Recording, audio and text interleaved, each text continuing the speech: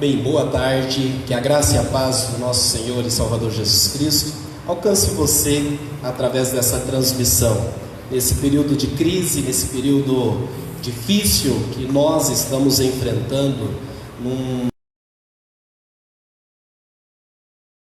estratégia para transmitir o recado de Deus, a mensagem de Deus para o seu coração.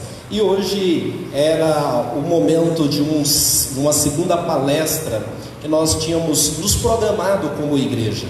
Essa palestra que hoje nós estaremos oferecendo a você, ela nasceu fruto de um gabinete, onde uma pessoa compartilhou as suas crises pessoais, alegando que as crises pessoais não eram só delas, mas pessoas estavam também passando por crises semelhantes à dela. E aí então o Espírito Santo de Deus nos direcionou para que nós pudéssemos estar oferecendo algo com pessoas preparadas, capacitadas, instruídas sobre o tema, para trazer refrigério, para trazer orientação, para trazer preparo, para lidarmos com algumas situações das nossas vidas. Tivemos a nossa primeira palestra o ano passado, finalzinho do ano passado, em dezembro, onde nós tratamos o tema sobre estresse, depressão e ansiedade. E a proposta dessa palestra é a prevenção do suicídio. A nossa expectativa é que através dessas pessoas que são aqui da nossa igreja, você possa ser abençoado, você possa ser habilitado para, quem sabe, lidar com esta situação tão recorrente a nós. Nós queremos orar, apresentando todo este momento, diante da presença de Deus, invocando a presença de Deus, que em nome do Senhor Jesus Cristo, o seu coração, a sua mente ser alcançada pelo amor de Deus, pela graça de Deus e por toda a orientação que será transmitida aqui agora. Amém? Você aí na sua casa, aonde você estiver acompanhando, eu quero te desafiar a curvar a sua cabeça, fechar os teus olhos agora e pedir para que Deus prepare o teu coração, para que Deus prepare a tua mente, para que assim você receba tudo aquilo que Deus, através destas vidas, irá transmitir ao meu coração e ao seu coração. Vamos orar? Deus, em nome do Senhor Jesus Cristo, queremos agora, Pai, diante da tua presença, invocar, ó Deus, invocar, ó Pai amado, o teu Espírito Santo sobre as nossas vidas, nesse momento de crise, nesse momento de epidemia, ó Pai, aonde o melhor é ficar nas nossas casas, ó Pai, e os teus filhos e as tuas filhas estão respeitando essa orientação, mas o Senhor, ó Deus, nos deu essa estratégia de usar os recursos tecnológicos para que a tua bênção, para que a tua graça, para que a manifestação do teu amor continue fluindo e alcançando os nossos corações. Por isso, Deus, use, ó Deus, este momento, use, ó Deus, cada palavra que será proferida aqui, ó Deus, que a tua glória possa resplandecer sobre cada coração, sobre cada vida, e que assim, ó Deus amado, todas as pessoas, Pai amado, possam ser amparadas com conhecimento, e através deste conhecimento, ó Pai, colocarem assim então em prática, ó Pai, no fluir do teu Espírito, com a ajuda da tua presença e da tua mão poderosa. Deus, em nome do Senhor Jesus, esta é a nossa oração. Entregamos agora as pessoas que estarão envolvidas aqui, ó Pai. Estamos tomando todos os cuidados, mas carecemos, ó Pai, do teu cuidado. Carecemos, ó Pai, da tua proteção, para que assim sejamos usados como instrumentos do Senhor, ó Pai. Em nome do Senhor Jesus, prepara, Senhor, ó Deus, cada ambiente, prepara cada casa, prepara, Senhor, cada lugar, aonde os teus filhos e filhas estejam acompanhando agora, Senhor, ó Deus, este momento. É a minha oração, é a nossa oração, em nome do Senhor Jesus. Amém e amém. Amém? Pastor Ednei vai estar então apresentando aí as nossas palestrantes. Amém. Em nome do Senhor Jesus. Boa tarde, meu irmão, minha irmã, graça e paz do Senhor Jesus. Queremos começar falando para você, como já orou o pastor Ramilson, da nossa preocupação. E a nossa preocupação, além de ser com a nossa saúde, para a gente poder continuar vivendo e sendo bênção para você, a nossa preocupação também é de uma forma pedagógica, é mostrar para você que a gente está fazendo a nossa parte. Então a nossa igreja está com os aparelhos de ar-condicionado ligados, as nossas janelas estão abertas, tudo aqui foi higienizado, né? Cada um está usando o microfone, então nós estamos preocupados com isso para que você também faça isso na sua casa, né? Queremos louvar a Deus pela equipe que está aqui, pastor Ramilson, pastora Isa, o Rafael está na parte do som, o André na Ministério de Comunicação, nossa irmã Terezinha está cuidando aí da mordomia, e nós temos o privilégio de contar com essas duas servas do Senhor aqui, para juntos aprendermos um pouco mais daquilo que Deus tem para nós nesses dias. E eu quero ler um texto de 1 Tessalonicenses 5:23, que é um texto que nos motiva nesta tarde. 1 Tessalonicenses 5:23 está escrito assim: o mesmo Deus da paz vos santifique em tudo, e o vosso espírito, alma e corpo sejam íntegros e irrepreensíveis na vinda de nosso Senhor Jesus Cristo. Fiel é o que vos chama, o qual também o fará. O apóstolo Paulo não estava falando da Covid-19 nem do coronavírus, mas ele estava falando que Deus pode nos conservar íntegros no corpo, íntegros espiritualmente. E também hoje queremos trabalhar esse tema emocional, esse tema da alma. E como disse o pastor Ramilson, o nosso objetivo quando planejamos isso era ser algo presencial. Mas algo presencial não teria o alcance que nós queremos ter através dos meios de comunicação. E também nós não imaginávamos que o momento seria esse. E o tema que nós temos é sobre a questão do suicídio, que nós vamos hoje estar abordando aqui. E antes de entrar, eu quero convidar você para você continuar com a gente. No final da apresentação das nossas irmãs, nós estaremos interagindo com você. Então a pastora Isa vai estar linkada aí nas redes sociais para anotar as suas perguntas, e à medida que algo for falado e você tiver dúvida ou tiver alguma contribuição, você passa via rede social, via Instagram, WhatsApp ou Face, e aí no final a gente vai interagir. Também queremos lembrar a você que amanhã nós temos a nossa programação também aqui online, às 10 da manhã e às 18 vamos ter cultos online, 10 da manhã e às 18. E amanhã pela manhã, uma participação, o ministério que trabalha com as crianças vai estar participando do culto para um momento especial. E o nosso sonho é que amanhã nós possamos transmitir ao vivo, com uma qualidade boa, via canal YouTube.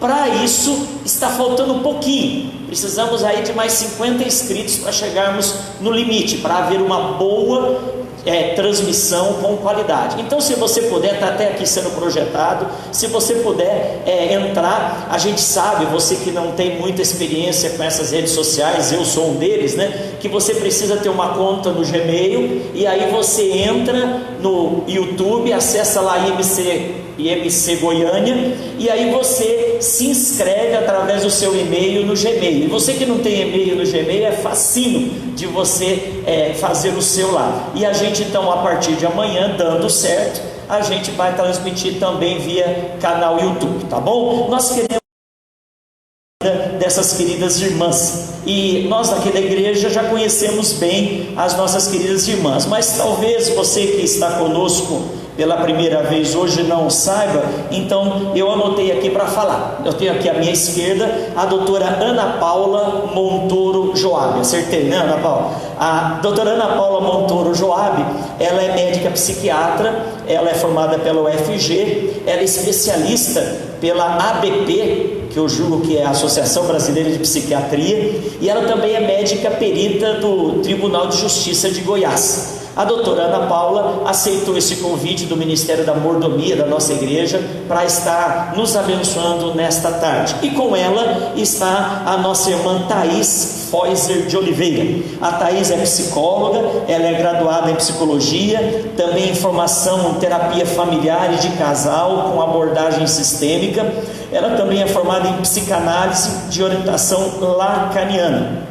Então não é freudiano, é lacaniano. O pouco que eu estudei, eu gostava mais de Lacan do que Freud, viu, Thaís? Então é uma praia boa aí. A Thaís trabalha na Secretaria Estadual de Educação, na Secretaria Municipal de Saúde, e ela também faz atendimento em consultório. Então nós louvamos a Deus pela vida da Thaís e da doutora Ana Paula e pelo privilégio de sermos abençoados por elas nesse tema sobre a questão da prevenção de doenças emocionais e trabalhar essa questão da ideação suicida e coisas relativas a isso. Então, que você participe conosco, se você quiser, divulgue isso nas suas redes sociais, o link, para que mais pessoas possam acessar e serem abençoadas. A semana que vem, nós estamos programando 2 lives, a gente vai falar mais sobre amanhã sobre isso, uma na segunda e uma na sexta, com lives com temas que nós vamos poder também estar esmiuçando temas importantes desse tempo que a gente está vivendo. Deus abençoe Thaís, Deus abençoe Ana Paula, que seja uma manhã de Deus, uma tarde de Deus nas nossas vidas, em nome de Jesus. Graça e paz, irmãos que estão em casa, no conforto do lar. Queria dizer da minha alegria, né, de estar aqui hoje, tanto como profissional da área, né, como psiquiatra, mas como integrante da comunidade de Cristo, né? Eu acho que esse momento, esse espaço que a Igreja Metodista está proporcionando para a gente vir para dentro de uma igreja, né? Nós estamos literalmente aqui dentro da igreja para falar de um assunto tão estigmatizante, tão, às vezes, tido como tabu. Isso é importante. Então, da minha alegria e o meu agradecimento aos líderes da nossa igreja. Eu e a Thaís, então, preparando, já viemos há alguns meses, né? Thaís preparando algumas coisas, e acho que vamos ter muita coisa legal para passar. E queria pedir para vocês que estão em casa, abrir um pouquinho o coração, abrir um pouquinho a mente, né? Porque o tema ele é sim um pouco pesado, mas o tema precisa ser abordado, precisa ser tratado, tá bom? A gente preparou alguns slides, vamos tentar passar aqui nessa dinâmica nova que estamos testando hoje. Vamos lá. Então, o tema da nossa palestra é o suicídio, uma morte evitável, tá? Ao longo aqui das nossas falas, nós vamos... Sim, o suicídio é algo que a gente pode evitar, né?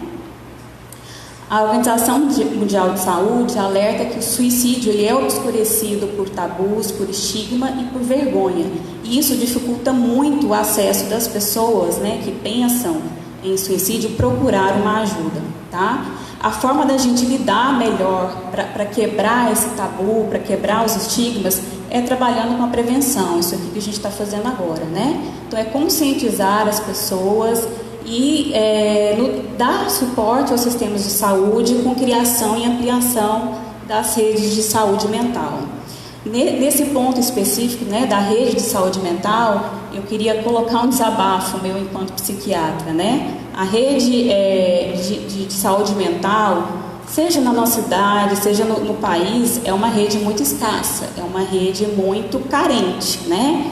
Então, é algo que os governantes precisam se atentar. Saúde mental, ela é importante tanto quanto a saúde física, né? E o que a gente vê muitas vezes é uma negligência, é um descaso com a saúde mental. A título assim de conhecimento, mas acredito que muitos já devam ter escutado, em setembro, né, a gente comemora em 10 de setembro o Dia Mundial da Prevenção ao Suicídio. Então, acredito que nos últimos 3 anos, né, isso tem sido mais falado, isso tem sido mais exposto na mídia, como uma forma de a gente atuar na prevenção.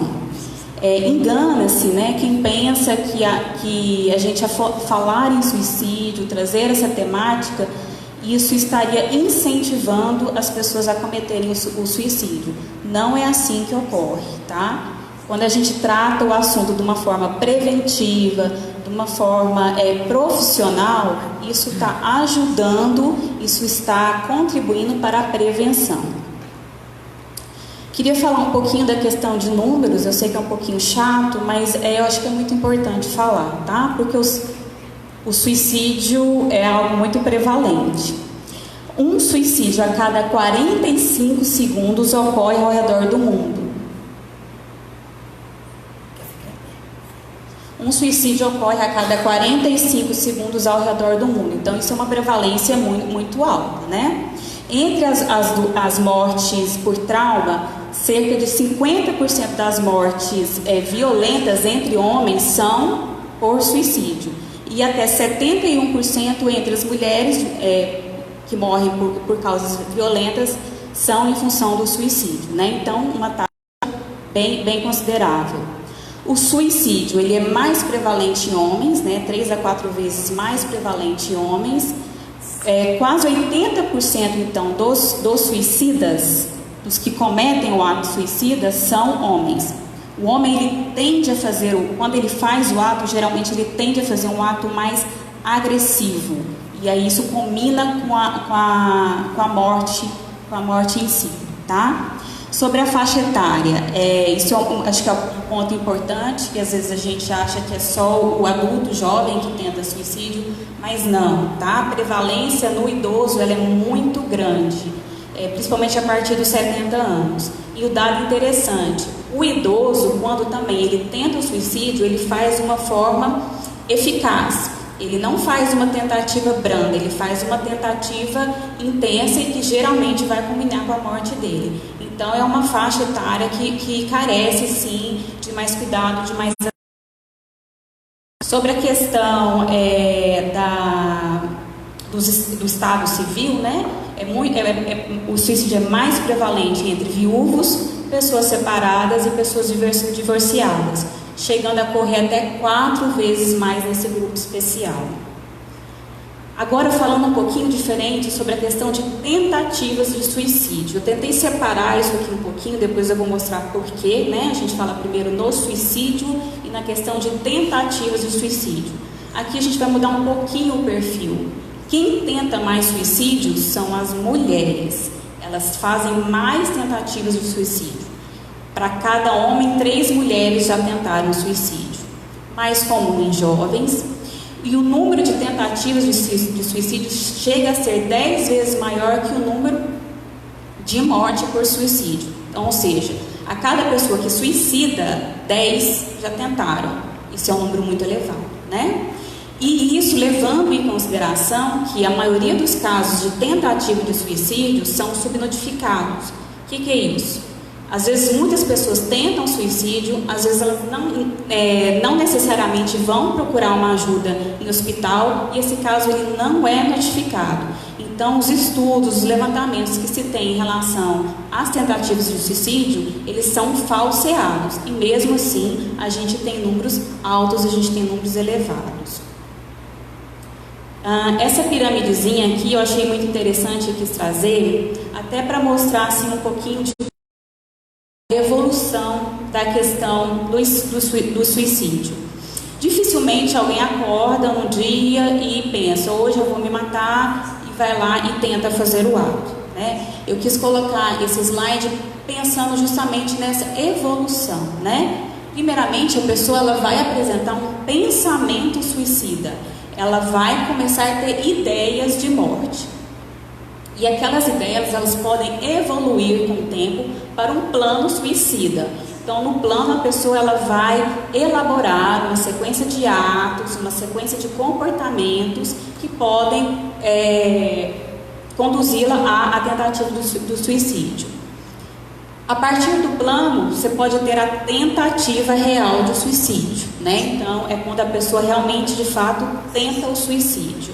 E lá no topinho da pirâmide a gente tem a tentativa em si.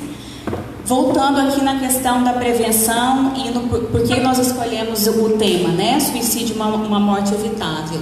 Se eu pensar, pega lá na minha base da pirâmide, para cada 100 habitantes, né? Esse estudo foi um estudo na cidade de Campinas, por um psiquiatra que ele estuda só a questão do suicídio. Em média de 100 habitantes, somente 5 pessoas passaram para o plano suicida, ou seja, um número menor. Nem todo mundo que pensa vai começar a elaborar um plano. E desses 5 que pensaram, 3 vão evoluir para a tentativa de suicídio. Ou seja, dos 17 que pensaram, só 3 de fato vão chegar ao ato. E somente 1 vai ter êxito no suicídio. Então, o tanto que é importante a gente trabalhar essa base da pirâmide, né? Essas pessoas que estão com o pensamento, com os planos suicida, isso aqui é perfeitamente trabalhável. Essas pessoas têm como procurar ajuda, elas têm como ser socorridas, e aí sim, né, a gente pensar, o suicídio, ele é evitável sim, porque a gente tem como manejar essas pessoas que estão na fase da ideação, tá? Eu quis montar esse slide, fiquei um pouquinho na dúvida se eu deveria falar, mas Deus falou no meu coração que eu deveria falar assim, né? Nós estamos dentro de uma igreja, nós estamos dentro de uma comunidade que pratica a fé, né? E aí eu fui ler, fui ver o que tem relacionado fé e a questão do suicídio. E o que a gente observa é que a fé, na verdade, ela é uma moeda com duas faces, né? Então a fé, ela pode proteger as pessoas praticantes, né, de alguma fé, elas podem proteger o indivíduo contra o suicídio. Por quê? Porque geralmente quem pratica uma religião, ela tem uma crença estruturada, ela tem um sistema organizado, e isso leva ela a adotar práticas de estilo de vida que vão beneficiar assim sua saúde física e mental. Isso é fato, né? A gente não discute isso. E também, né, quando a gente estuda a questão dos números, existe sim menores taxas de suicídio entre os religiosos, entre os praticantes de alguma religião, tá? Porém, o que é o alerta que eu queria trazer aqui, né? A religião, ela também pode funcionar como um provedor de estigma, né, em relação à questão do suicídio. Ela pode trazer essa ideia do tabu, do estigma, de que quem está inserido numa religião, numa igreja, numa determinada comunidade, não pode pensar em suicídio, né? Isso desencoraja muito a procura dessas pessoas a procurar uma ajuda. Uma ajuda aqui no sentido da saúde mental, procurar um psiquiatra, procurar um psicólogo. Então, nesse sentido, a religião pode atrapalhar sim, né? Por isso que eu volto a parabenizar, né, os líderes dessa igreja por estar trazendo esse tema para dentro de uma igreja. E aí, um adendo aqui importante sobre o protestantismo, protestantismo, também procurei mais fontes em relação à nossa igreja aqui, o nosso cunho. O que o protestantismo, desde lá do início, pregava, e graças a Deus isso tem mudado um pouco.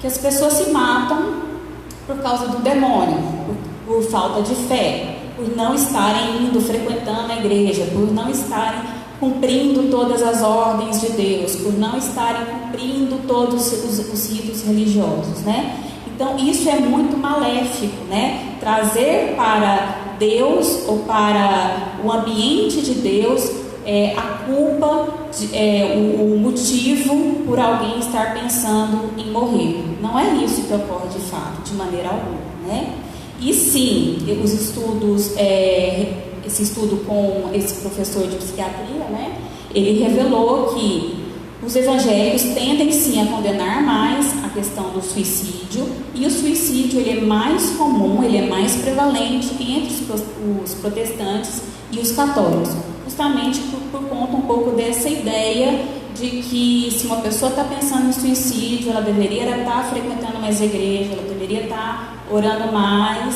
e ela não deveria, às vezes, procurar um auxílio médico. Ela deveria, sim, botar mais em prática a sua fé, E nós vamos ver aqui que não é isso, na verdade, o que ocorre. E aí a pergunta, que eu acho que é a pergunta que todos devem estar se fazendo em casa. Por quê, Por que as pessoas pensam em morrer? É algo tão, assim, antinatural,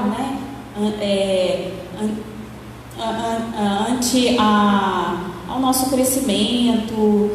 Por quê, Por que essas pessoas pensam em morrer? Quais seriam as motivações, os significados do suicídio para essas pessoas? E os estudos são unânimes, Grandes estudos, os estudos dentro do nosso país. Em 90% dos casos de pacientes que chegaram a cometer o suicídio, 90% dessas pessoas tinham sim transtorno mental diagnosticável, ou seja, junto com a ideia suicida, o pensamento suicida, o ato suicida, tinha em andamento uma doença mental. Não que a doença mental justifique completamente o ato suicida, mas eram portadores de uma doença mental, tá? E aí, algo que eu queria salientar, né? O sofrimento psíquico, ele é imensurável, ele é intransferível, ele é inodoro, ele é incolor, ele é impalpável. Eu não olho para a Thaís e vejo ela com o nariz vermelho, o nariz escorrendo e penso, não, a Thaís pode estar com uma rinite. Isso é fácil, né? A doença física é fácil da gente ver. Ela apresenta sinais, na medicina a gente chama isso de sinais, é aquilo que eu posso ver, que eu posso medir. Na psiquiatria isso não existe. Na psiquiatria isso é impossível. Eu não consigo medir o sofrimento psíquico de uma pessoa, né? E o que a gente costuma ver, muitas das vezes, é o outro, né? A pessoa que está ao lado, a pessoa que está de fora, julgar pela aparência. Nossa, mas a fulana está tão bem, ela tem uma vida tão boa, ela tem um carro não sei o quê, ela tem um trabalho tão bom, mas ninguém sabe de fato o que aquela pessoa está pensando, o que ela está sentindo, quais são os conflitos internos dela, né? Então, um alerta, gente, jamais julguem, né, o outro, jamais julguem a dor do outro, né? A gente...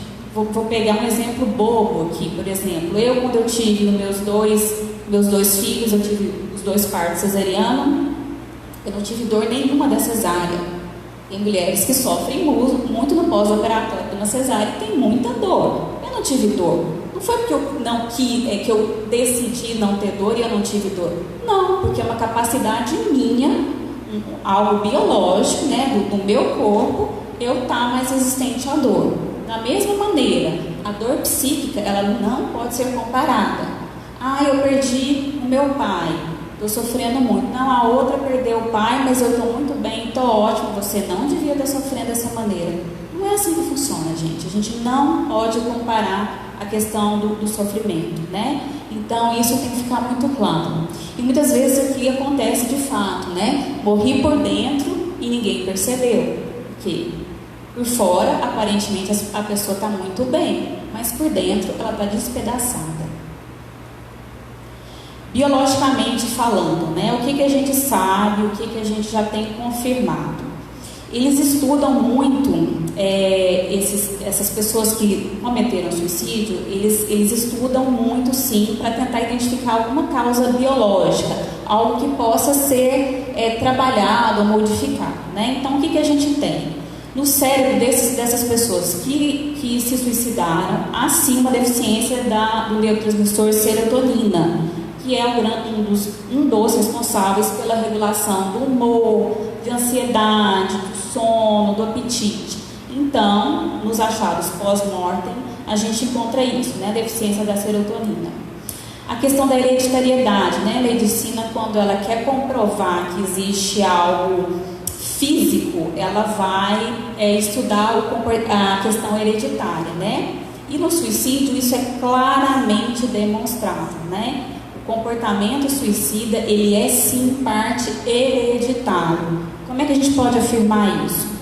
Nós temos uma incidência maior de suicídio nas famílias que tem algum parente que já cometeu um suicídio, então isso é amplamente já conhecido.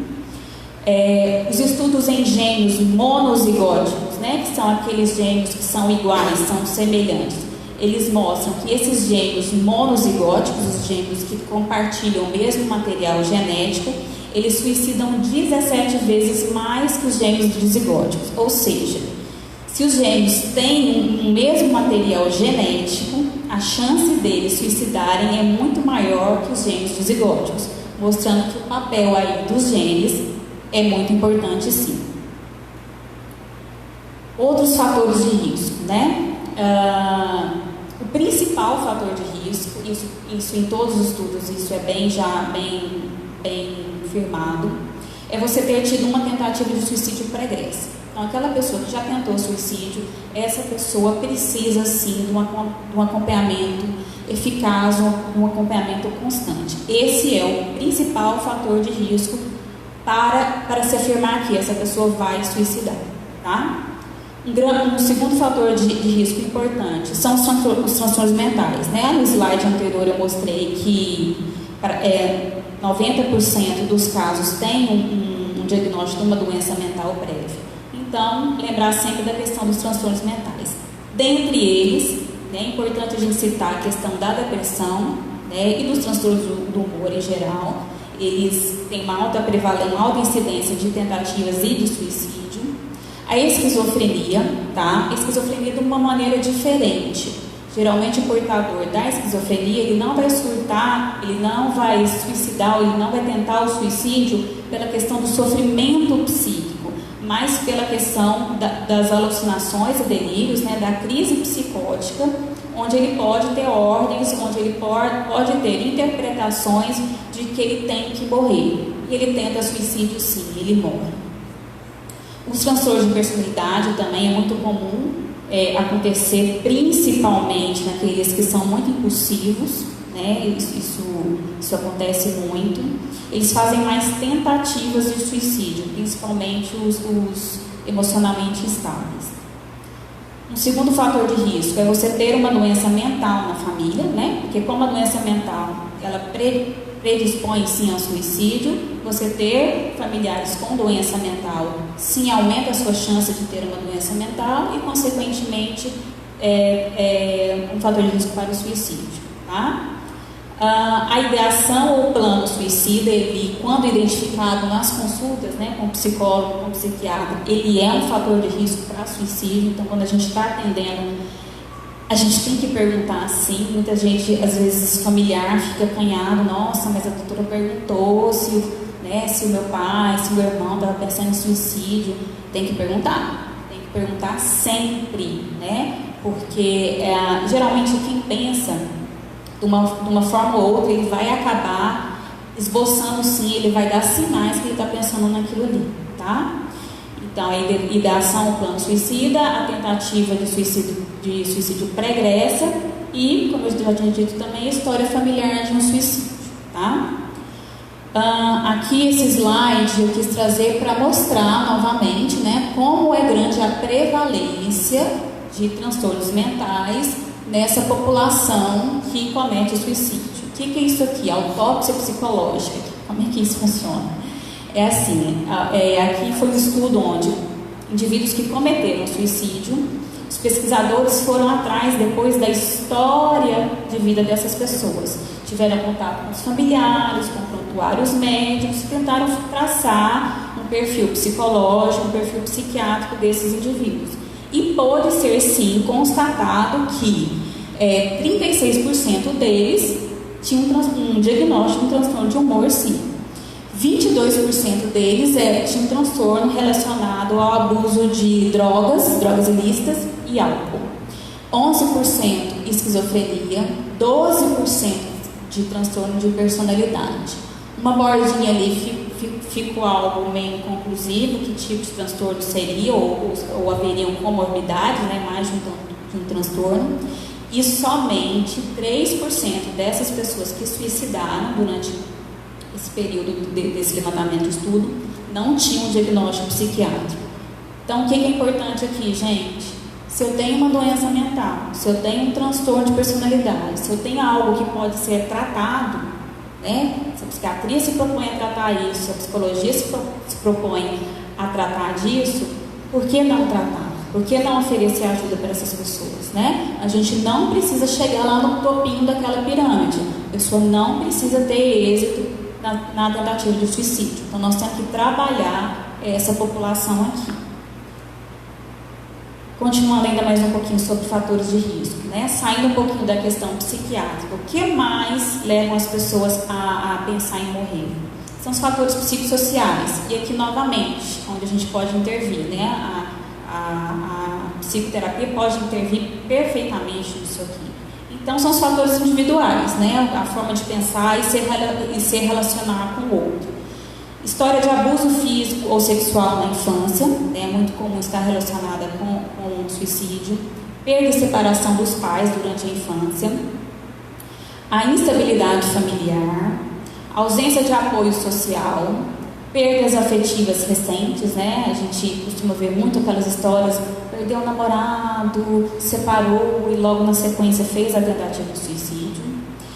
Os momentos de desemprego e aposentadoria são dois momentos críticos, né? Que a gente observa muita tentativa nesses momentos. As pessoas que vivenciam a questão da violência doméstica.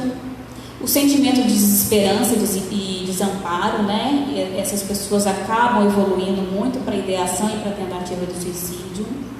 Ansiedade intensa, as pessoas que ficam muito ansiosas, que têm um distúrbio, principalmente um transtorno de humor, elas têm uma prevalência muito elevada para a tentativa de suicídio.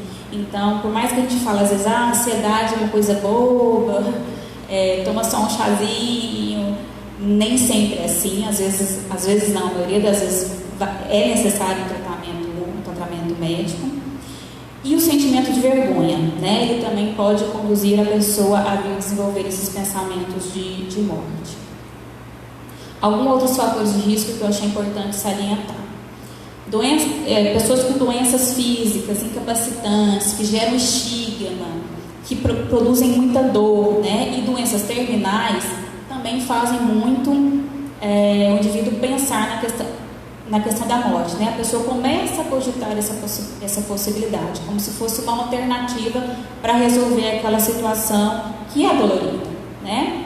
Um outro momento importante, que isso não é muito estudado, isso não é muito falado, que são os estados confusionais orgânicos. O que é isso? São aqueles pacientes que têm alguma doença clínica, uma doença física de base, eles estão descompensados e eles podem, naquele momento que eles estão descompensados, fazer uma alteração de nível de consciência, ou seja, eles não estão completamente em alerta e naquele momento eles fazem alteração, eles fazem sintomas psicóticos e naquele momento eles se suicidam.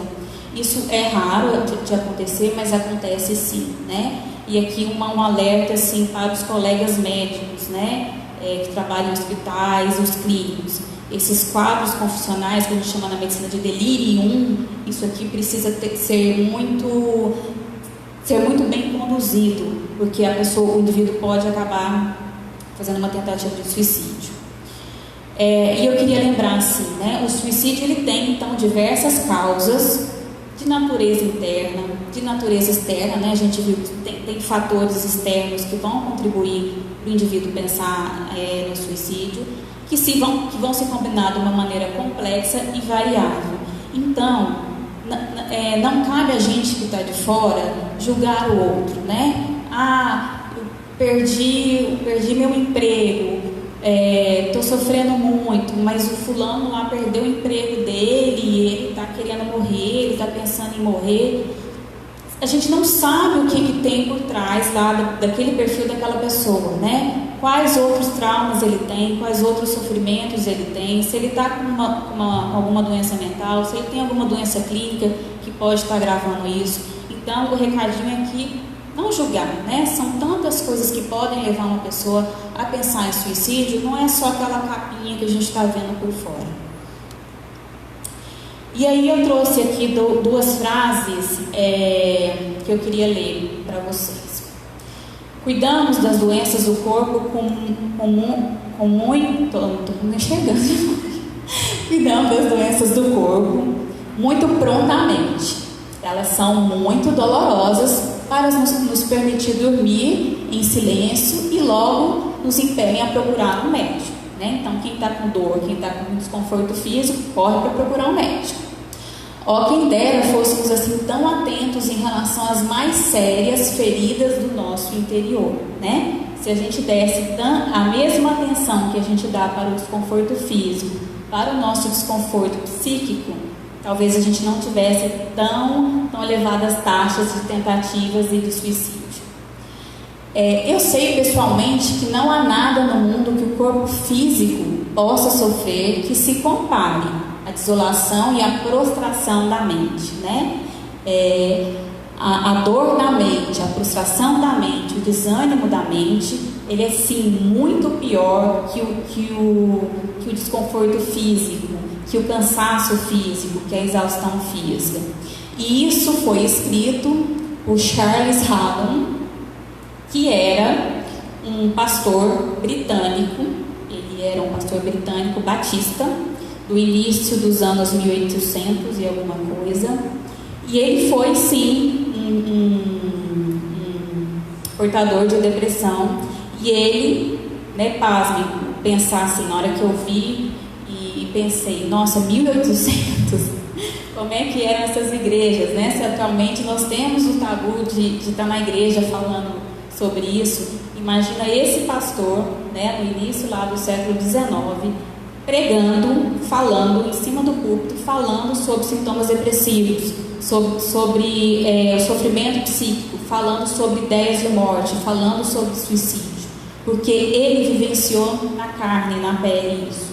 Então eu quis trazer, né, esse relato dessa pessoa, que era uma pessoa de Deus, uma pessoa estudada, uma pessoa firmada na palavra de Deus, mas que sim, sofria padecia no seu íntimo desse sofrimento psíquico, que chegou a considerar várias vezes a possibilidade de se matar, e que eu acredito que foi muito corajoso e foi muito autêntico de trazer isso para cima de um púlpito, como nós estamos fazendo agora. Nós estamos aqui em cima do nosso púlpito, da nossa igreja, para falar abertamente sobre isso, tá?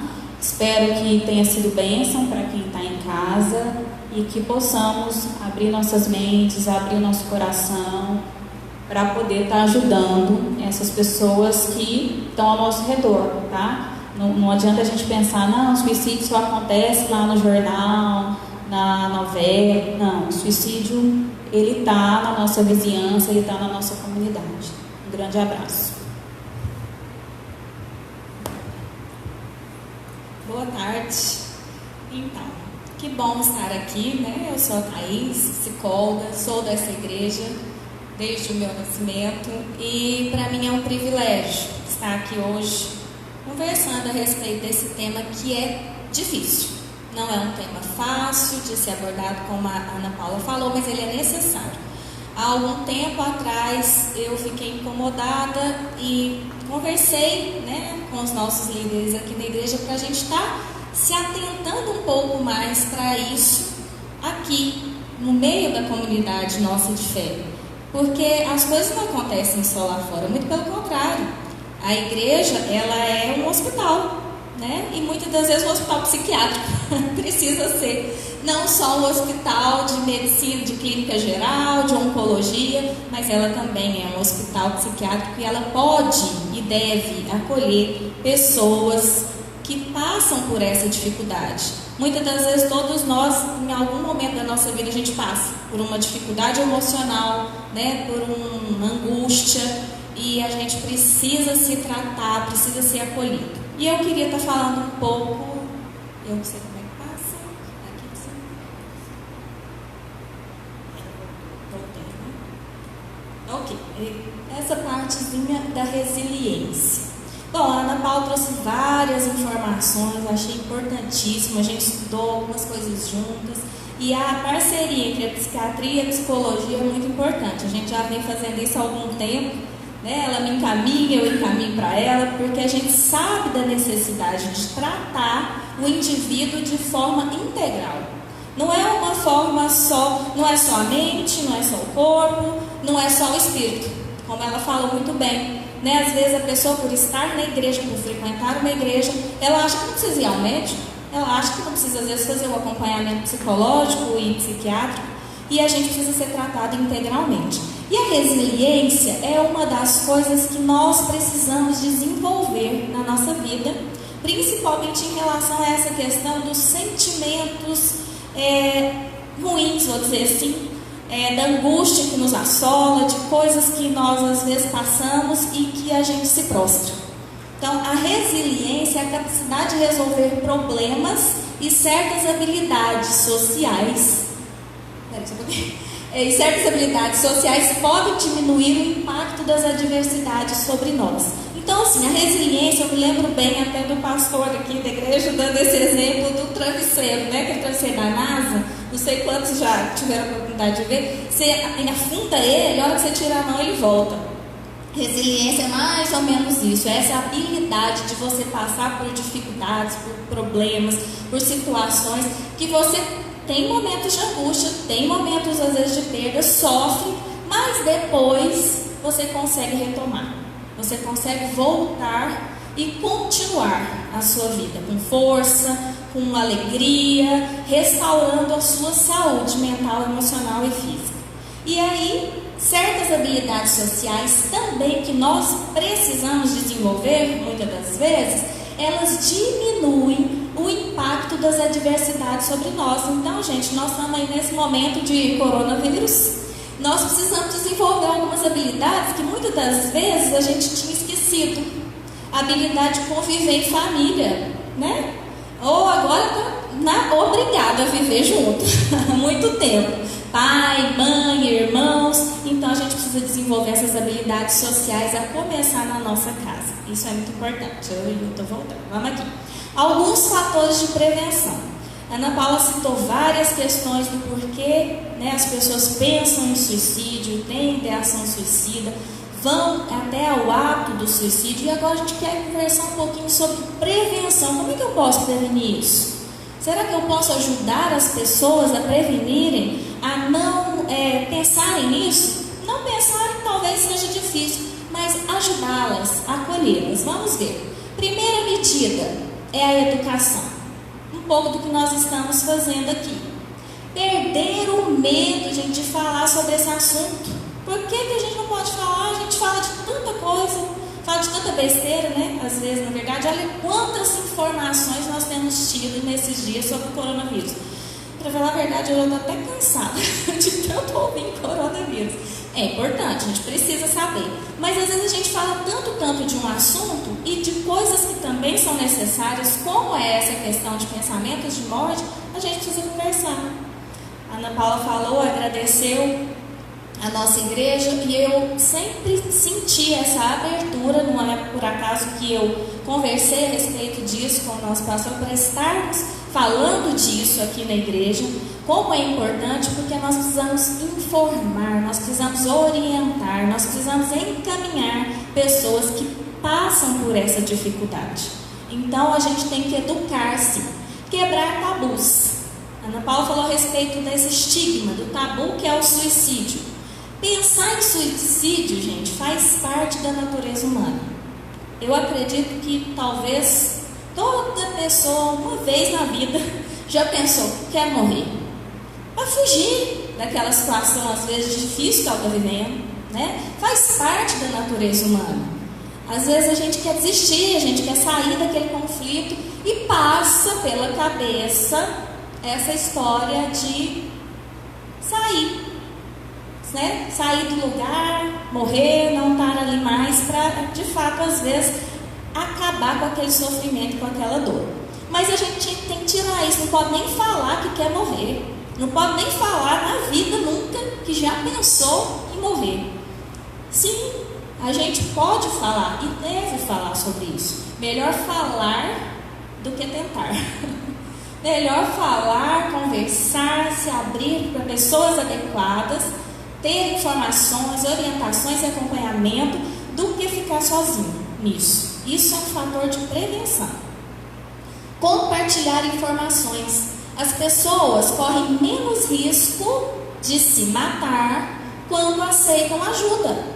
Olha só, está pensando, tem ideação suicida? Procure ajuda.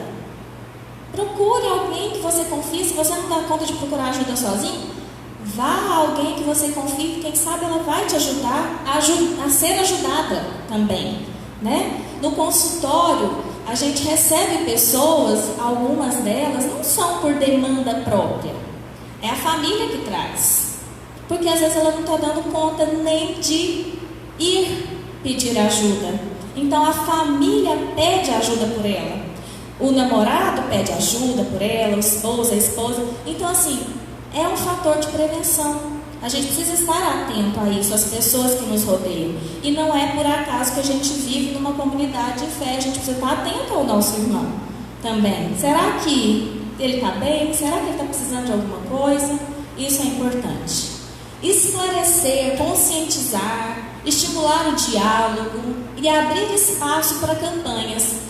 Eu agradeço a Deus por essa oportunidade, porque eu acho que é um começo. Nós já viemos com a palestra anterior sobre ansiedade, estresse, depressão, e agora falando especificamente do suicídio. Nós vamos ter no decorrer do ano todo algumas palestras para estar conversando sobre assuntos nessa área emocional, mental, psíquica. Então, assim, isso é importante. São campanhas, são momentos que a gente pode estar falando sobre o assunto.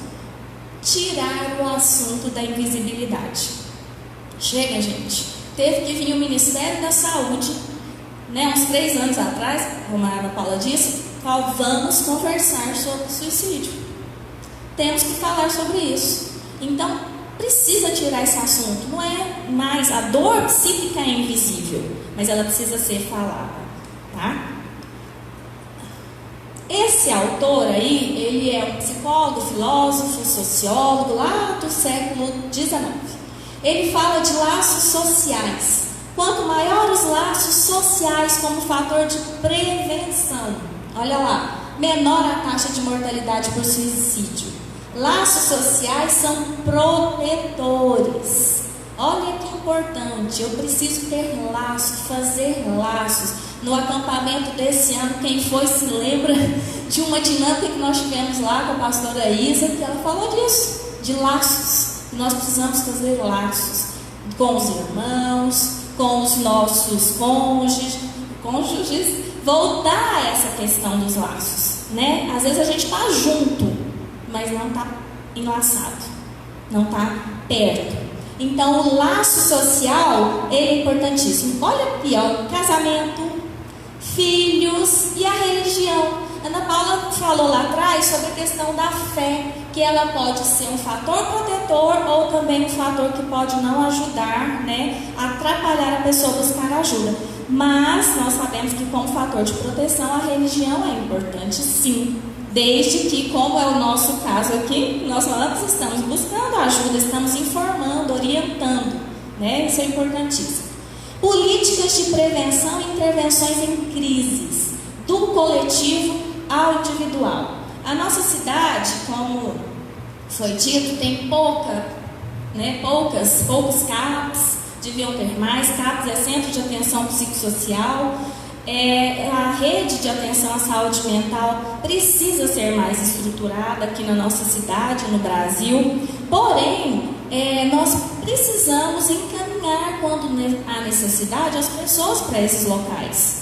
Existe na nossa sociedade, é gratuito, é do SUS, gratuito, é pago pelos nossos impostos, mas a gente pode acessar esse serviço. E outro lugar que a gente pode acessar é a igreja também. Eu tenho certeza que aqui os pastores, líderes e até a comunidade como um todo está disponível para ouvir, para receber esse irmão, para atentar para esse problema. Então a gente precisa estar buscando essa política de prevenção e intervenção em crise. Inclusive é uma das coisas que eu venho também pensando há algum tempo, ainda não falei abertamente, mas eu tenho vontade de fazer sim um grupo aqui, quem sabe, na igreja, não sei, sobre essa questão de acolhimento, de acompanhamento a pessoas que têm ideação suicida. Por que não podemos falar sobre isso aqui, fazer um grupo aqui na igreja? Não é um grupo de psicoterapia, mas é um grupo às vezes de acolhimento, de orientação, Vamos pensar sobre isso, quem sabe vai dar certo mais para frente. Restringir o acesso a métodos letais. Olha que importante, gente, já tem sido feito estudos na engenharia para diminuir acessos letais em shoppings, em prédios comerciais, para que as pessoas não vão até lá para fazer esse suicídio. Elas já planejam e vão a um lugar público, pontes, tudo isso. E aí a engenharia já está entrando nisso aí para ajudar a restringir esse acesso. Porque aí quando a pessoa vai lá e não está certo, às vezes ela nem volta, ela não desiste daquela ideia. Então é importante isso na cidade, sabe? Ela pode até não buscar outro lugar para fazer isso, se tiver restrito, né? É importante, a gente às vezes nem se atenta para isso. Maioria dos suicídios, como ela já tinha falado, Ana Paula, é impossível. Ou seja, se a gente intervir a tempo, ele pode não acontecer, ele é evitado. Mais um pouco, algumas técnicas de prevenção. Eu chamei de técnicas, mas é um processo que a gente pode ajudar as pessoas. Olha só, risco, é o R, chama ROC. ROC, não é o rock de música, mas é o ROC, R-O-C. Risco, perceber o risco. Olha, fique atento para quem está do seu lado, se perceba também. Nós estamos falando aqui para pessoas que também, quem sabe, passam por essa situação. Ouvir. Ouça com atenção, sem julgar. O Paulo falou de julgamento. O julgamento não cabe a nós. Nós precisamos ajudar, precisamos acolher. C. Conduzir. Muitas das vezes, até de falar em suicídio, a gente já fica paralisado. Nossa, e agora? O que eu faço? Já viram quando a gente assiste filme, que tem uma cena que a pessoa vai se suicidar, a pessoa que vem do lado ajudar não sabe o que fazer? O suicídio, esse tema, causa isso em nós, porque é a perda da vida. Então, a questão do conduzir, a gente precisa ser sábio, precisa ser treinado até para conduzir, tá? Estratégia de pós-venção. O que é pós-venção? São familiares de pessoas que se suicidam e que precisam ser acompanhadas depois disso, porque é muito dolorido, né? Não tem como, a pessoa precisa de atendimento, ela precisa de cuidado dirigido a grupos, muitas das vezes existe, aqui em Goiânia eu acho que existe, em Brasília também, grupo de autoajuda, tá? Tipo, tem a Alcoólicos Anônimos, né? Também tem alguns grupos sobre autoajuda, eu não sei aqui na cidade, em quais lugares, mas a gente pode pesquisar. CVV, o CVV, ele tem sido um lugar que eu digo assim, de escuta importantíssima, de ajuda importantíssima. O CVV, eu não sei quantos anos que ele existe, mas já tem muitos anos, né? Então, você liga através do telefone, hoje através do WhatsApp também, das redes sociais. É a Rede Nacional de Prevenção ao Suicídio, CVV 188. Anote esse número, você pode ajudar alguém passando isso e encaminhar a pessoa, ela pode estar ligando para o CVV. Literaturas concernentes ao tema. Tem muito livro, a gente pesquisou agora para fazer esse tema. Tem muito livro sobre suicídio, sobre como lidar com o suicídio, sobre como lidar com a morte, a pós-morte, né, do suicídio. Então tem muita coisa aí que a gente pode acessar. A morte por suicídio é uma morte difícil de ser aceita. Ela provoca muitos sentimentos intensos, difíceis de serem superados. É uma morte obscena.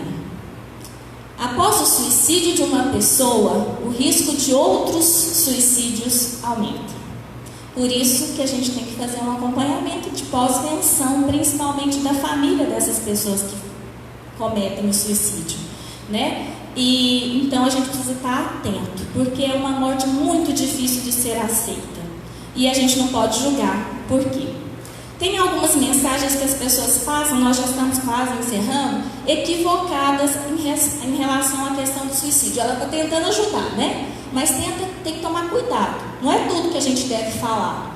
Porque senão pode trazer ainda mais dor para as pessoas que perderam alguma pessoa por isso. Exemplo de mensagem que deve ser passada com cuidado, certo? Olha aqui.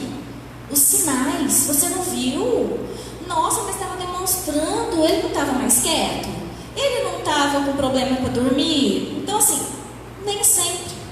Às vezes a pessoa ela planeja aquilo há tanto tempo que ela não demonstra sinais. Então, falar isso depois que a pessoa já morreu, não vai adiantar.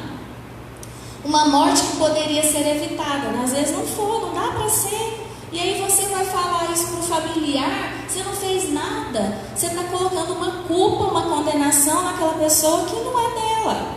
Ela às vezes fez de tudo que ela podia, né? Então a gente precisa estar atento com essas mensagens.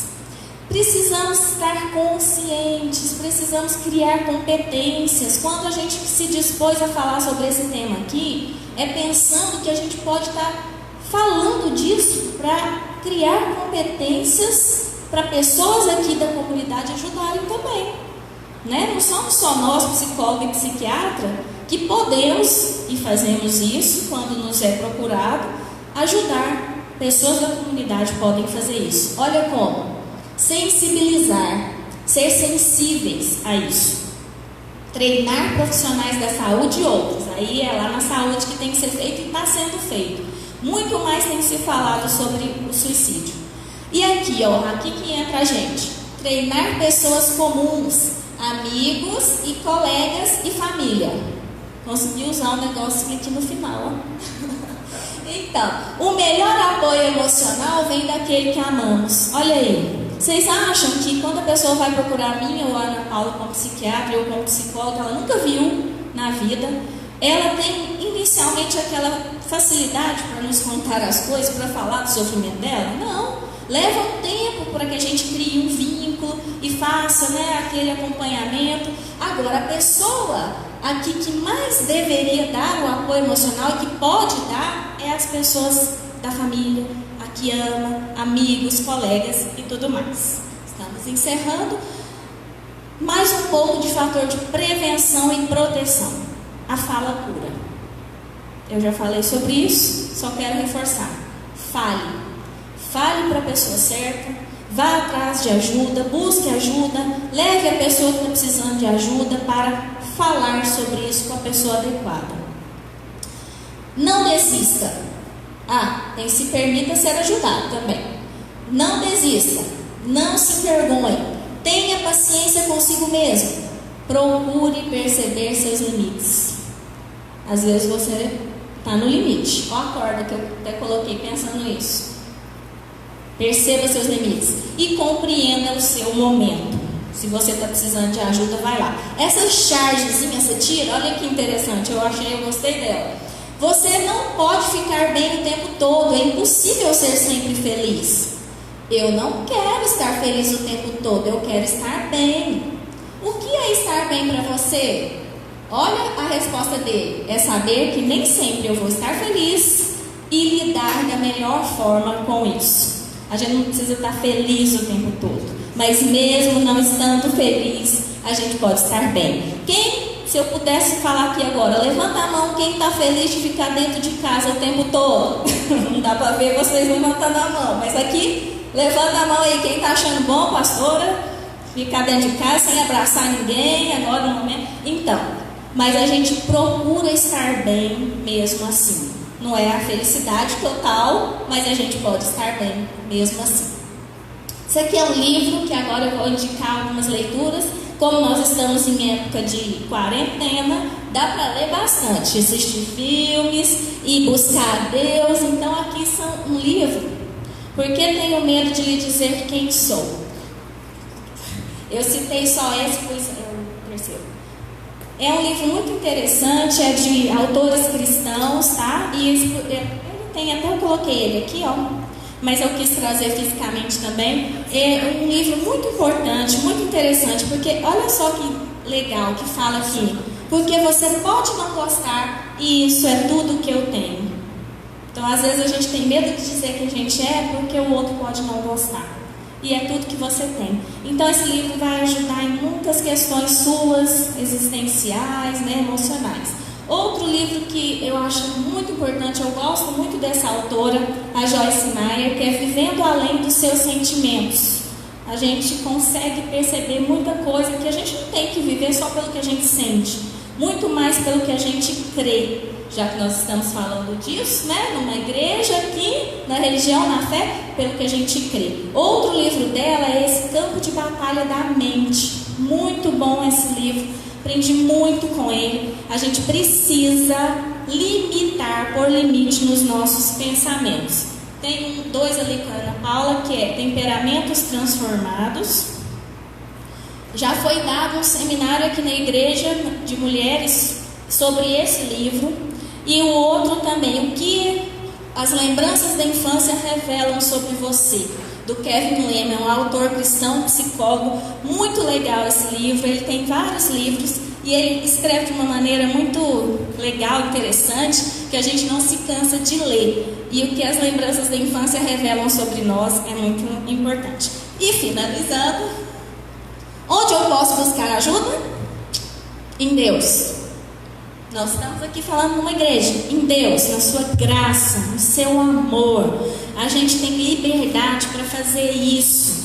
Teve personagens bíblicos, que depois vocês podem procurar, que passaram por dificuldades emocionais e queriam a morte. Elias foi um deles, não é mesmo? Ele passou por muitas lutas e depois de ter vencido muitas batalhas, ele desanimou. Ele queria morrer, porque uma mulher foi atrás dele depois de ter vencido 450 profetas de Baal. E ele quis a morte, pediu para morrer. O que ele teve que fazer? Ele teve que descansar. Ele foi para o deserto. Deus mandou os anjos cuidarem dele. E a gente pode fazer essa relação, porque a gente precisa ser cuidado. Ele passou por um período de tempo sozinho no deserto, andando. Às vezes a gente precisa de tratamento. Essa andança aqui de Elias eu vejo como um tratamento de Deus na vida dele. E depois ele voltou, muito mais animado, restabelecido. E Deus tinha todo um propósito para a vida dele. Dicas práticas. Ali está conhecendo melhor com a ajuda profissional, sendo apoio e ajuda para outros. Dicas práticas agora que eu queria só finalizar. Selecione os seus pensamentos. O que você está vendo? O que você está lendo? Com quem você está andando? Tem pessoas que te levam para baixo. Tem pessoas que te ajudam a se animar. Cuidado com isso. Perceba. E declare. Gente, nós temos... A Bíblia não está aqui fisicamente, mas está no meu celular e eu acredito que todo mundo tem acesso à Bíblia. Se você é um cristão ou você não é, eu creio que a verdade é o que a Bíblia diz. Então declare essa verdade a seu respeito. Declare verdades que Deus fala sobre nós. O que Deus fala sobre nós? Eu trouxe só algumas frases. Você é amado. Tem versículo que fala disso. Você é raça eleita, sacerdócio real, né? Nação santa. Você não está sozinho. Você pode ser instrumento de Deus e ajudar outros. E, por último, não aceite condenações. Nenhuma condenação há para os que estão em Cristo Jesus. Não aceite a culpa, que muitas das vezes, na maioria delas, é do diabo na sua mente. Então, busque ao Senhor, busque ajuda e busque se livrar disso, porque Deus tem o melhor para você. E aí, a pastora Isa já está vindo, e eu só quero falar o seguinte: depois de tudo isso que você ouviu, você vai fazer isso aqui depois desse tempo com a pastora Isa. Passar uma mensagem de apoio, de fé e de amor. Uma palavra pode mudar e salvar uma vida. Já que nós estamos em tempo de coronavírus, a gente ia fazer aqui um bilhetinho e deixar pregado, mas aí não deu. Vamos fazer pelo WhatsApp, vamos fazer pelo Facebook. Passa uma mensagem de apoio, de ajuda, um versículo para aquelas pessoas que você sabe que estão precisando disso nesse momento. Se é você que está precisando, busque ajuda também. Nós estamos aqui à disposição. Amém? Muito obrigada por esse privilégio de estar aqui, né, falando. E vou passar então agora as considerações para o pastor. Amém, glória a Deus.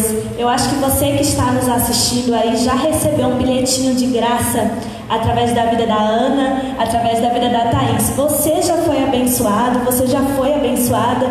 Então o convite depois dessa palavra, né, dessa palestra, é a gente compartilhar aquilo que a gente recebeu. E a gente está falando sobre cuidado, sobre cuidar de si.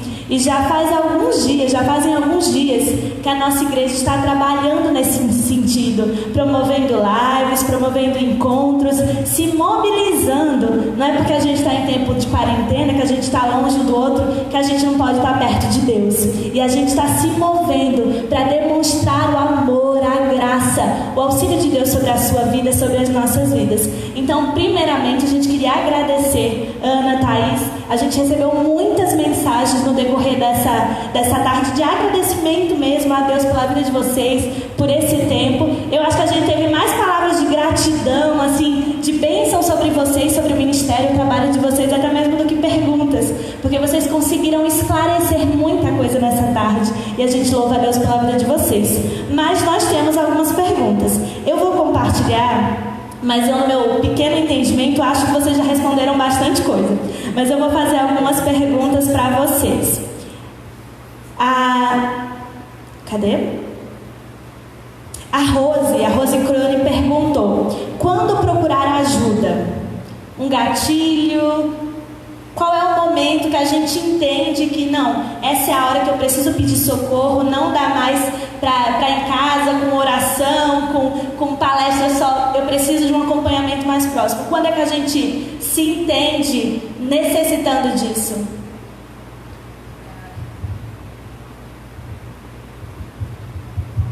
Eu entendo que um sinal de alerta seria se esses pensamentos, né, essas ideias suicidas ficarem recorrentes, né, ficarem acontecendo repetidas vezes e você não conseguir desfocar sua mente, você não conseguir desfocar o pensamento daquilo, né, pensando na questão específica do suicídio. E em todo sofrimento psíquico, né, a gente precisa procurar ajuda, independente se eu tenho ideação suicida ou não. Mas se eu tenho sofrimento psíquico, para qualquer coisa que seja, se eu sofro para sair de casa para ir no supermercado, se eu sofro porque eu tenho medo de acontecer algo terrível comigo, se eu sofro com a ideia de que eu posso estar morrendo, todo sofrimento mental, né, é importante sim que se esse sofrimento passar a ser uma coisa corriqueira, constante, repetida e te impedir de fazer alguma coisa, né? Te impedir de executar suas tarefas diárias, você esteja procurando sim alguma ajuda. E quando a pessoa recusa ajuda?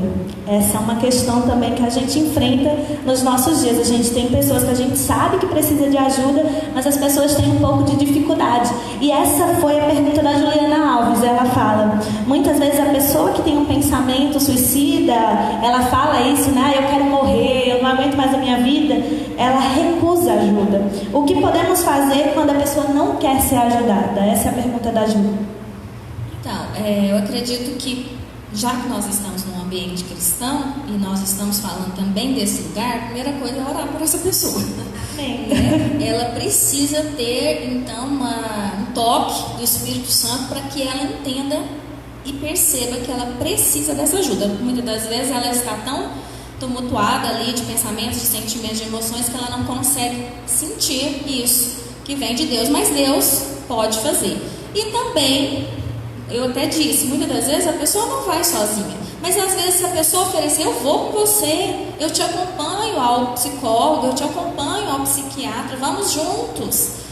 Talvez acionar pessoas da família, não sei qual é o contexto que ela está dizendo, não tem assim de fato uma receita, o que fazer. Tem casos até, acho que até a Ana Paula tem mais direcionamento para falar disso, que as pessoas fazem até intervenção, né, jurídica, quando o caso é de fato que vai causar algo naquela pessoa, uma morte. Então a família pode até, ou até o próprio, sei lá, o sistema jurídico pode ajudar nisso, mas é um caso extremo. Se a gente conseguir fazer com que essa pessoa entenda através da fala, através de fato do acompanhamento, da oração, eu acredito que ela não vai perdurar essa coisa de não querer ir por muito tempo. Deixa eu só complementar. É muito comum, como a gente falou muito da questão do transtorno mental, a maioria dos transtornos mentais, incluindo a depressão, a pessoa não se sente doente. A pessoa não tem o que a gente chama assim de insight da doença. Ela não se sente doente, ela não percebe a doença. E aí isso é muito, muito comum de acontecer. Ela, para que eu vou procurar ajuda? Né? Eu não tenho uma doença, eu vou no médico para quê? Eu vou no psicólogo para falar o quê? Né?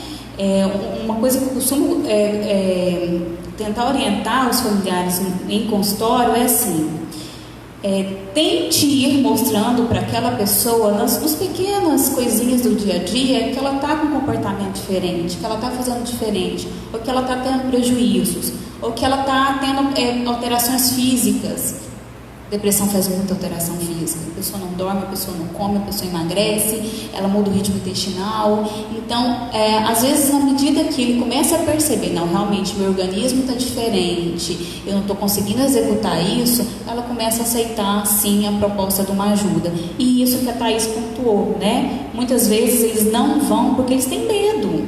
Medo de ir no psicólogo, um psiquiatra, muito mais. Se você pegar na mão, às vezes, falar, não, eu vou lá com você, eu vou te acompanhar, é uma maneira, sim, dessa pessoa estar conseguindo ir. Amém. Outra pergunta do Ricardo de Paiva, ele nos questiona: quando é que se inicia o fato?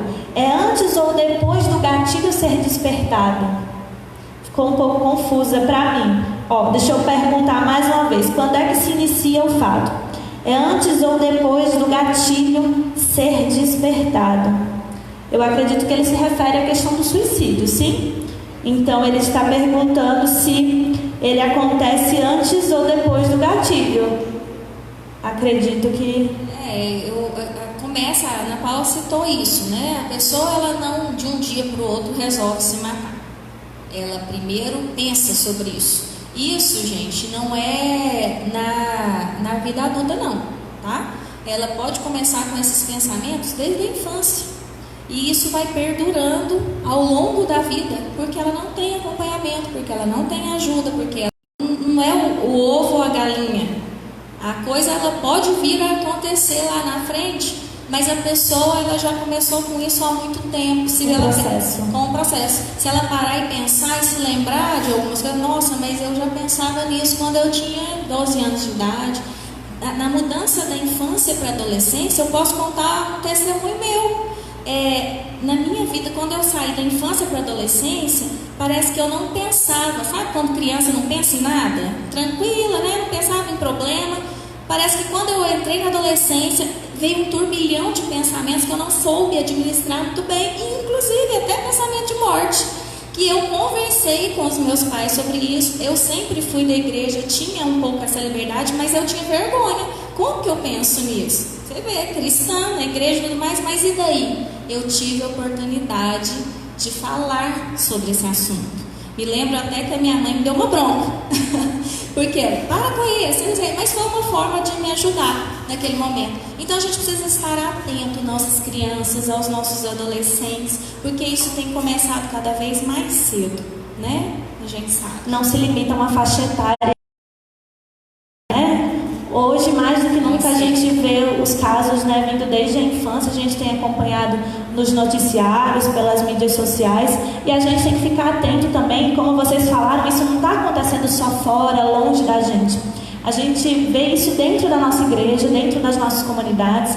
A gente fica nessa dúvida aí com a fé, e aí eu posso sentir isso, eu posso pensar assim, eu posso ter um pensamento, um sentimento suicida, e às vezes a gente entra nesse conflito e a gente acaba não pedindo ajuda. E aí o que eu queria falar para você, pessoa, homem e mulher que está nos assistindo, você está assim na igreja, e nós devemos louvar a Deus por esse privilégio que o Senhor nos dá, porque aqui nós podemos ser amparados, sustentados, inclusive nessas áreas. E nós temos pessoas como a Thaís, como a Ana e muitas outras que podem te assessorar, te acompanhar, não só espiritualmente, mas também nas suas áreas devidas, que vão te auxiliar em toda a sua vida humana. Então, igreja é lugar de cuidado, e é porque a gente se preocupa com você, que a gente quer ver você bem vivendo, que a gente proporciona momentos como esse. Então, a gente vai continuar discorrendo, a Thaís falou isso durante todo o ano, a igreja é esse lugar. Então, fique atento, fique conectado. A gente tem muitas perguntas, né, que foram chegando até a gente aqui nesse período. O pastor Ednei vai responder mais alguma, porque eu acabei de chegar, né? Então eu ainda sou, ele fala, a gente brinca que eu sou pastora trainee. Então tem perguntas que eu deixei pro sênior da igreja, e aí essa eu deixei para ele, mas eu creio que a gente vai ter muitas outras perguntas no decorrer da nossa vida, da nossa... Você saiba, que você tenha certeza, é que aqui você vai poder ter auxílio para responder todas essas questões e ser ajudados por Deus, mas também por nós. Conte conosco. Pessoal, estou muito feliz de ter participado e louvar a Deus, né? Foram muitas interações, tivemos testemunhos compartilhados de livramentos de Deus através da palavra e de tudo aquilo que a igreja oferece. Mas uma pergunta que a gente podia passar batido nela e tipo assim, não vimos essa, não deu tempo, né? Mas é uma pergunta que é um tanto quanto complexa a resposta, porque ela envolve questões teológicas, né?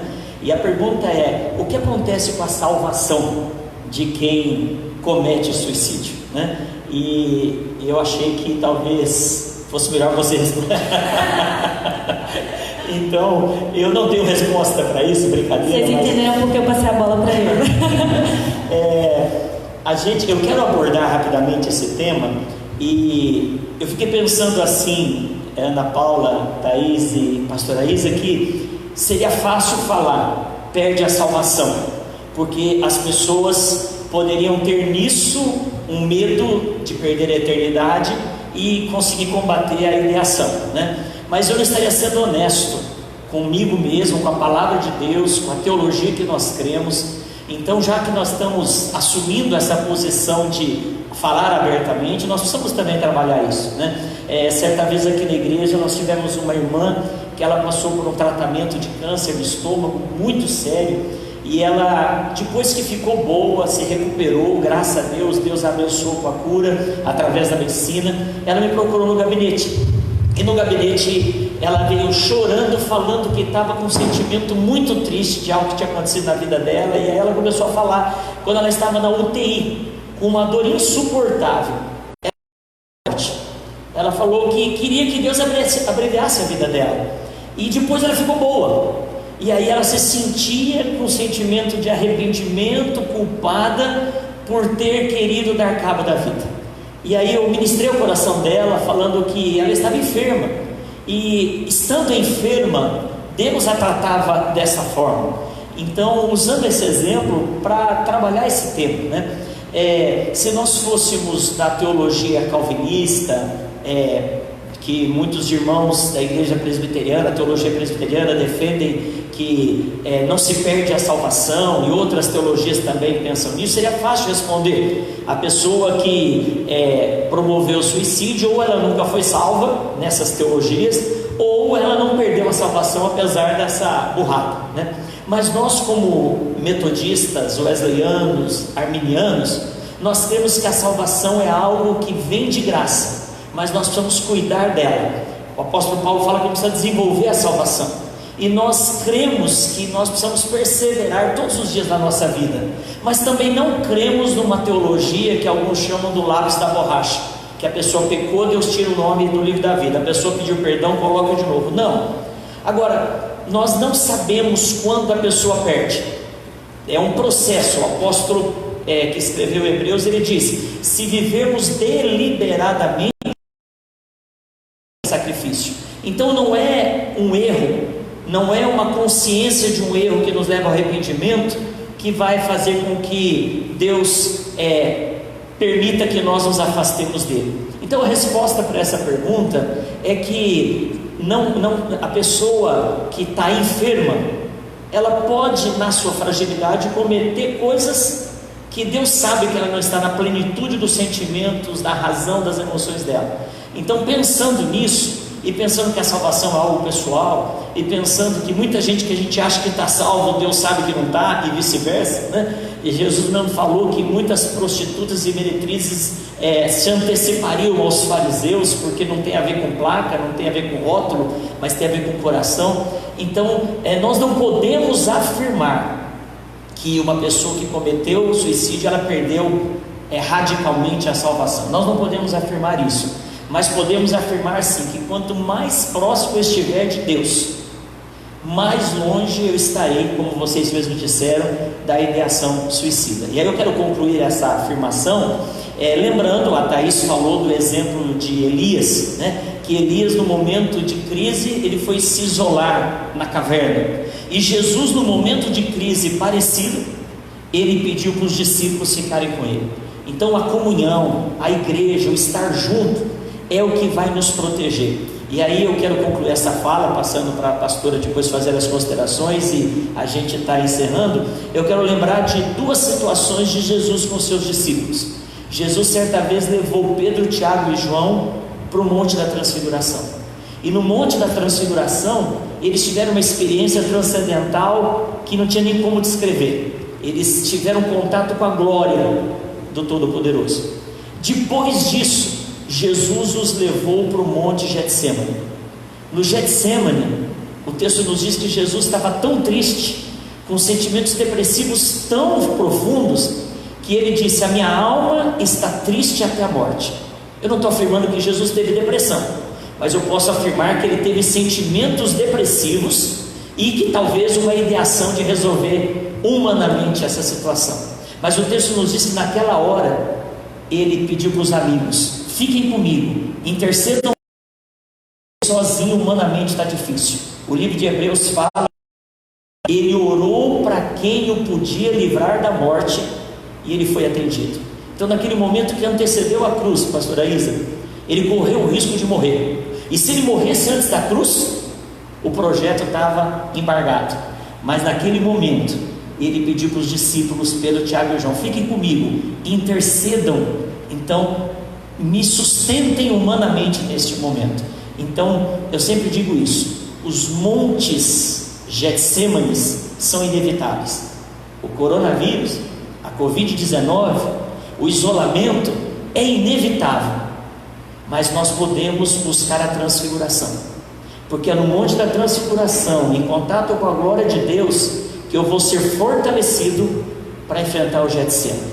Se eu desfrutar da transfiguração, eu terei forças que vêm de Deus para enfrentar o Getsemane. Então, o segredo de tudo isso é a sua proximidade com Deus, com a palavra dele, porque através disso você vai ser fortalecido. A Thais até comentou deste momento que nós estamos vivendo. Eu falei no culto de quinta-feira, que está aí no Face online, está registrado.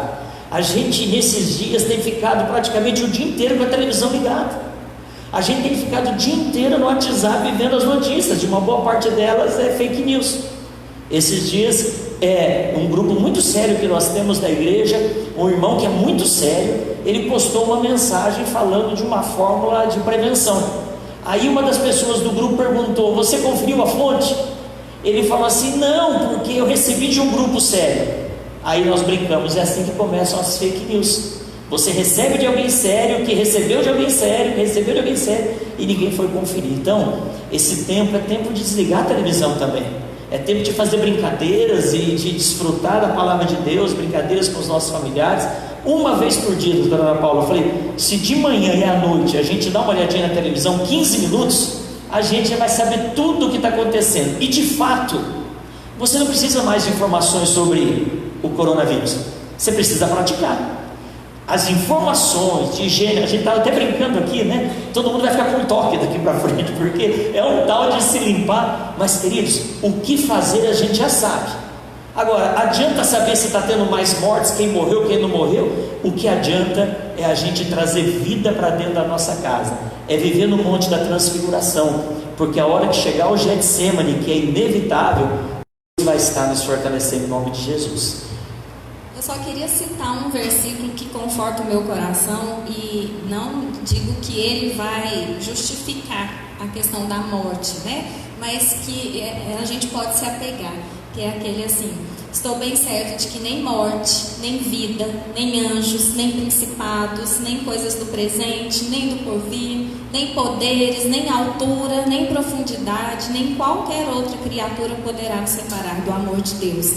Inclusive, isso é uma técnica que eu uso, uma estratégia que eu uso de decorar versículos, de decorar a palavra de Deus, porque na hora que algumas coisas são lançadas na nossa mente, na minha mente, eu declaro a palavra de Deus, e eu confio na palavra de Deus e acredito, porque é ela que vai me levar, elevar, né, e me ajudar naquele momento que eu estou sozinha às vezes, né? É uma boa dica. Amém. Eu queria também complementar, né, a pergunta. Deus é um Deus de graça, né? Deus é um Deus de amor. Se você está enfermo, né, e às vezes chegou a esse ato Eu acho que Deus não vai julgar. Eu acho que Deus é um Deus de amor, é um Deus de perdão, né? Então, pensar sobre isso, né? Como eu mostrei lá, 90% dessas pessoas que tentam têm sim algum diagnóstico, então elas estão portando alguma doença, e essa doença levou essa pessoa a se matar. Então, não creio que elas estão excluídas do paraíso, não. Amém. E uma coisa interessante é que o lado bom de tudo isso está acontecendo. Talvez na loucura da vida que nós vivíamos até semana passada, a gente não estava observando os sinais dentro de casa. Talvez as necessidades de ir para o shopping, e eu não sou contra shopping, as necessidades de compras, as necessidades de se envolver muito no ativismo do trabalho, dos estudos, talvez estivesse deixando disfarçado, obscuro, sinais importantes. Agora é a chance. Nós estamos dentro da nossa casa e devemos ficar dentro de casa. Agora é a chance da gente observar a nossa família e de repente perceber, e talvez alguns sinais vão acabar quando a gente fizer da nossa casa o monte da transfiguração, e aí a gente vai conseguir superar em nome de Jesus. Pastora, conte para nós como que está amanhã, segunda-feira aí, conte para nós. A pastora Isa, além de teóloga, é jornalista, em processo aí de crescimento nessa área, então ninguém melhor do que ela para falar dessas coisas para nós. Amém, glória a Deus. Gente, é para que tenhamos vida, que nós estamos nos mobilizando para que amanhã tenhamos culto às 10 horas e às 18 horas. Grave isso aí. 10 horas e 18 horas nós vamos ter culto online sendo transmitido pelas nossas páginas no Facebook. Mas como a gente falou no início dessa live, e a gente quer reforçar agora mais uma vez, a gente quer muito que você compartilhe, que você envie para os seus amigos, para as suas amigas, nos seus grupos, a nossa página no YouTube. Porque através do YouTube nós vamos conseguir fazer uma melhor transmissão para você, para a gente, e para que outras pessoas também tenham acesso. Às vezes o Facebook restringe um pouco, e aí no YouTube você vai até poder ver pela sua TV na sala, com toda a sua família, vai ser muito bom. Então a gente está quase lá, né, pastor? A gente está quase nos 1000 aí, que é o que falta. Faltam 40. Faltam 40. Gente, 40. Eu dou 30 minutos para vocês conseguirem esses 40 aí. Mas é isso, se empenhem com pessoas possam ser edificadas. E também nesse projeto da gente de cuidado, né, de levar vida e vida em abundância até a sua casa nesse tempo de quarentena, nós estamos nos mobilizando em lives. E durante essa semana, nos próximos dias, nós vamos anunciar lives pontuais que vão acontecer. A primeira, que já a gente vai soltar aí para vocês nas nossas redes sociais, é na segunda-feira, com a pastora Tatiane Soeiro, do Movimento de Mulheres Flores. Ela é da ADAI, da Igreja da Assembleia de Deus de São Paulo. É uma grande igreja que tem desenvolvido um bom trabalho com as famílias, né? Tem sido um trabalho muito relevante. É esposa do pastor Rodrigo Soeiro, também um músico que tem ministrado e tocado a muitos corações. E a gente vai falar sobre isso, sobre esse tempo em casa, em família, como é que a gente deve aproveitar, viver esse tempo da melhor forma. Então, já marca aí na sua agenda, 9 horas, segunda-feira, mais uma live para a gente se cuidar, para a gente cuidar da nossa família e do nosso bem viver. Mas eu lembrei, pastor, que amanhã, não é porque a gente vai ter live, que a gente não vai ter escola dominical. Nós vamos ter escola dominical sim. Após o tempo do nosso culto, nós estamos nos direcionando aí, os professores vão estar reunidos com os seus grupos no WhatsApp e em algumas plataformas aí digitais, para que a gente possa ter uma escola dominical virtual. Então, se você é membro, ou se você não é membro da escola dominical, procure a gente aí. Se você não é membro, no nosso Instagram, diga que você quer participar e a gente vai direcionar a um dos nossos grupos de jovens, de casais, um dos nossos grupos da nossa comunidade. Eu esqueci de alguma coisa, pastor Dinei? Não, a gente está quase fechado também. Sim. Na próxima live de sexta-feira, segunda live de sexta-feira, a gente tem uma querida irmã que mora na Itália, lá no olho do furacão, infelizmente, né? Lá na Lombardia, Ana Regina Barroso, e nós estamos quase que acertando os detalhes para sexta-feira que vem ter uma live com ela, porque ela certamente vai poder responder muitas dúvidas e esclarecer muita coisa. E aí, pastora, também a gente quer passar um número de telefone, de celular da igreja, que também é o WhatsApp. De repente, se você quiser entrar para a gente direcionar você para uma célula, as nossas células estão bombando. Essa semana foi muito top, a gente fazendo célula online. Então, se você entrar, a gente vai te direcionar para uma célula de casal, de homem, de mulher, de jovem. Temos células kids, então vai ser uma bênção. Amanhã cedo, durante o culto, vamos ter uma participação do ministério que trabalha com crianças, para estar também ministrando aos nossos filhos durante o culto às 10 da manhã, né? E o nosso celular da igreja para você interagir via WhatsApp é o 62, é o DDD. Se você está fora do Brasil aí, é 55, né? É 62, é o DDD, e o telefone é o 98406 3468. Eu vou repetir: 62 é o DDD, 98406 3468. Então, que a gente possa viver esse tempo agora dessa integração, dessa interação de uma forma muito gostosa, né? Eu estava, há algum tempo eu preguei sobre isso aqui na igreja, comparando o virtual com o espiritual, né? Virtual é uma coisa que a gente não vê, virtual é uma coisa que a gente não pega, mas que nos conecta de uma forma tremenda. Assim são as questões espirituais, a gente não vê, mas nos conecta tremendamente. Eu quero louvar a Deus pela vida da Thaís, doutora Ana Paula. Quero convidar o reverendo Ramilson para chegar. E como que faz aí? Molha sua mão no álcool aí, pastor. Deixa eu pegar o meu microfone aqui e dar uma limpadinha no meu microfone. E a gente quer concluir orando. E pastor Ramilson, nós aqui na igreja somos em 3 pastores, né? 2 pastores e uma pastora. E o pastor Ramilson, ele é responsável pelo ministério que promoveu esse encontro aqui. Nós temos, chega mais para cá, Raiz, isso, vem aqui também, aqui. Mas não pode ficar muito perto, né? Só assim tá bom. Tá bom aqui a distância, né? Mas nós temos 15 ministérios na igreja, todos ativos, graças a Deus. E nós distribuímos esses ministérios entre nós para um cuidado mais direto, mais pessoal, né? E o pastor Ramilson é responsável por esse ministério da mordomia. Vai louvar a Deus pelas líderes e orar neste momento. Lava a mão aí, pastor. Esse daqui é lencinho?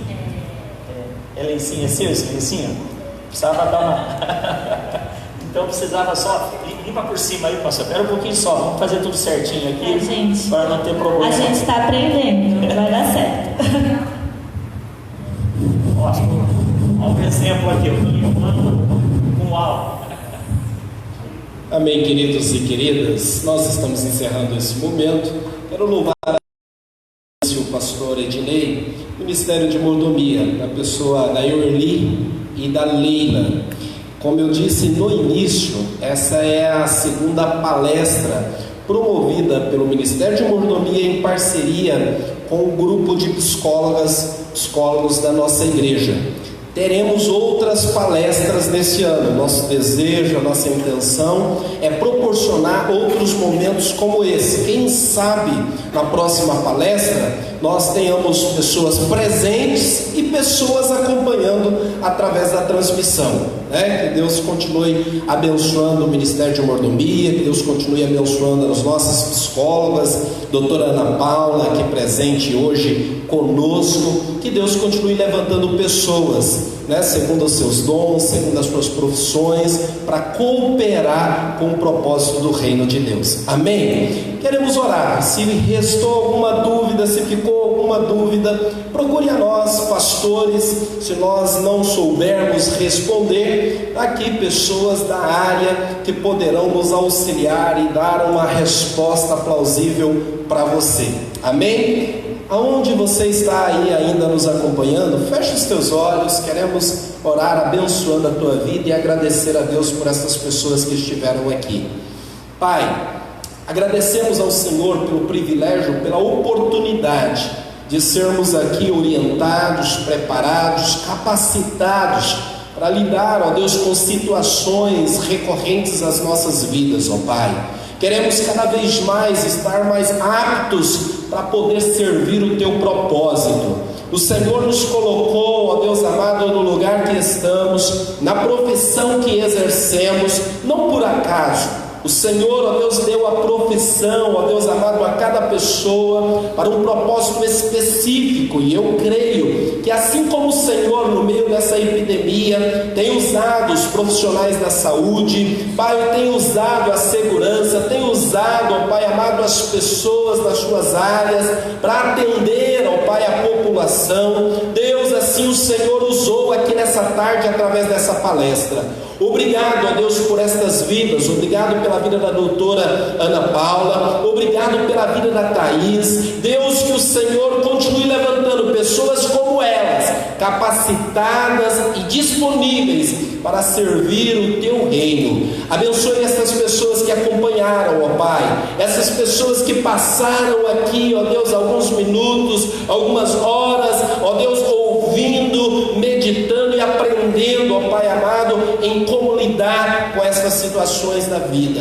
Que o Senhor, ó Deus amado, possa abençoar a nossa caminhada como igreja, e assim, ó Deus, continuemos glorificando, louvando, exaltando o Teu santo e poderoso nome. É a nossa oração, ó Pai, e que assim, ó Deus, a Tua maravilhosa graça, Senhor Jesus, o Teu amor, ó Deus Pai, o consolo, o conforto do amado e querido Espírito Santo esteja conosco aqui presente, esteja com cada pessoa que está acompanhando aí em suas casas o recurso tecnológico, e assim seja, não só agora, mas para todos sempre. Amém e amém. Deus abençoe, até a próxima e até mais.